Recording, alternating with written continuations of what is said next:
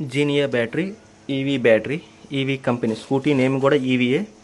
ఇది వచ్చేసరికి 60 voltage 17 series lithium ion battery, cut off voltage 71.4, capacity వచ్చేసరికి 20Ah బ్యాటరీ. ఒకసారి ఛార్జ్ పెడితే అరౌండ్లీ 60 కిలోమీటర్ మైలేజ్ అయితే పక్కా వస్తుంది. ఇక్కడ రాసి ఉంది 60 వోల్టేజ్ 20Ah 1200 వాట్ అవర్. ఇక్కడ ఒక 60 వోల్ట్ 20Ah రాశారు. దీని యొక్క కట్ ఆఫ్ వోల్టేజ్ అయితే దీని మీద లేదు. ఇదైతే ఒక EV battery and suit case టైప్లో వస్తుంది. అలాగే ఈవీ కంపెనీకి స్కూటీ నేమ్ కూడా ఈవీ కంపెనీ. దీంట్లో ప్రాబ్లం ఏంటంటే సాకెట్ ప్రాబ్లం. సాకెట్ ఏంటంటే ప్రతి ఈవీ బ్యాటరీలో ఎక్కువగా ప్రాబ్లమ్స్ వచ్చేవి సాకెట్స్. దీంట్లో ప్లస్ అండ్ మైనస్లో ఉంటాయి. ఈ ప్లస్ మైనస్లో ఏదో ఒక సాకెట్ అంటే ఏదో ఒక లోనుండే కాపర్ అనేది మెల్ట్ అయిపోద్ది. ప్లస్ అయిన మెల్ట్ అవ్వచ్చు, మైనస్ అయిన మెల్ట్ అవ్వచ్చు, లేదా రెండు ఒకేసారి కూడా మెల్ట్ అవ్వచ్చు.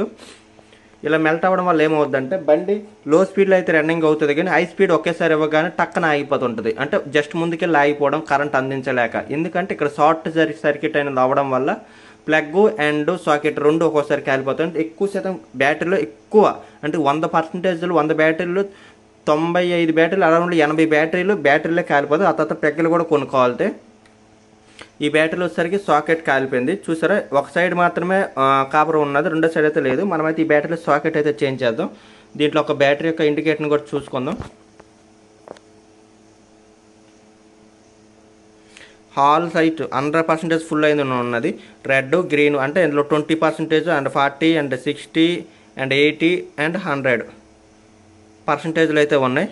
దీంట్లో అన్నీ పర్ఫెక్ట్గానే ఉన్నాయి. ఈ బ్యాటరీస్ అయితే చాలా వరకు డీల్ చేశాను నేను.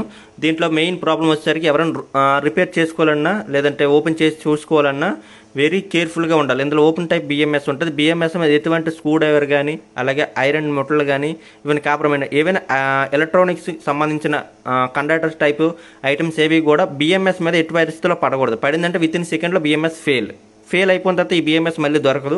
అండ్ ఇదే బిఎంఎస్ నుంచి ప్లస్ మైనస్తో పాటు క్యాన్ కేబుల్ 2 వైర్లు ఎక్స్ట్రాగా డిస్ప్లేకి వెళ్తాయి. ఆ 2 వైర్లు ఉండడం వల్ల ఏంటంటే బ్యాటరీ యొక్క పర్సంటేజ్ పర్ఫెక్ట్గా చూపిస్తుంది. ఈ 2 వైర్లు లేకపోతే సన్నం వైర్లు అనేవి బ్యాటరీ యొక్క పర్సంటేజ్ అనేది పర్ఫెక్ట్గా రాదు.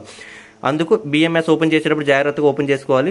లేదనుకుంటే మళ్ళీ ఈ టైప్ బిఎంఎస్ మళ్ళీ దొరకవు, వేరే టైప్ బిఎంఎస్లు దొరికితే ఓన్లీ ప్లస్ మైనస్ వస్తుంది. బ్యాటరీ యొక్క మైలేజ్ అయితే కరెక్ట్గా వచ్చేస్తుంది, కానీ బ్యాటరీ యొక్క ఇండికేషన్ అనేది కరెక్ట్గా చూపించదు. అంటే మీరు 100% ఫుల్ చేసినా సరే మీకు అరౌండ్లీ లో వోల్టేజ్ అంటే బ్యాటరీలో వోల్టేజ్ లేదనే చెప్తుంది తప్ప మీకు ఎటువంటి ప్రాబ్లం అయితే రాదు. మైలేజ్ అయితే సేమ్ యాజ్ ఇట్ ఈస్గా 60 మైలేజ్ అయితే వచ్చేస్తుంది. కానీ బ్యాటరీ యొక్క పర్సంటేజ్ వచ్చేసరికి అరౌండ్లీ మీకు లో అంటే లాస్ట్ పాయింట్ అనేది బ్లింకింగ్గానే ఉంటుంది.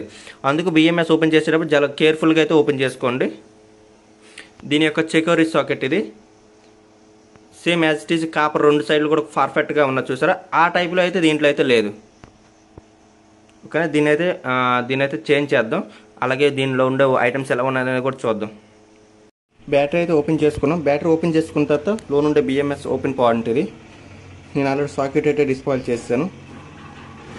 Plus minus, main plus main minus, అలాగే బ్యాటరీ ఇండికేషన్ అంటే బ్యాటరీ దగ్గర ఉండే పాయింట్లో ఇండికేషన్ కోసం ఇది క్యాన్ కేబుల్ కోసం ఇది.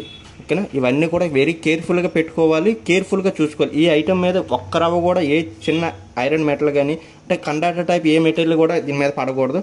పడిన వెంటనే పట్టుని పేలు చాలా చిన్న సౌండ్ వస్తుంది. విత్ ఇన్ సెకండ్లో బిఎంఎస్ ఆఫ్ అయిపోతుంది.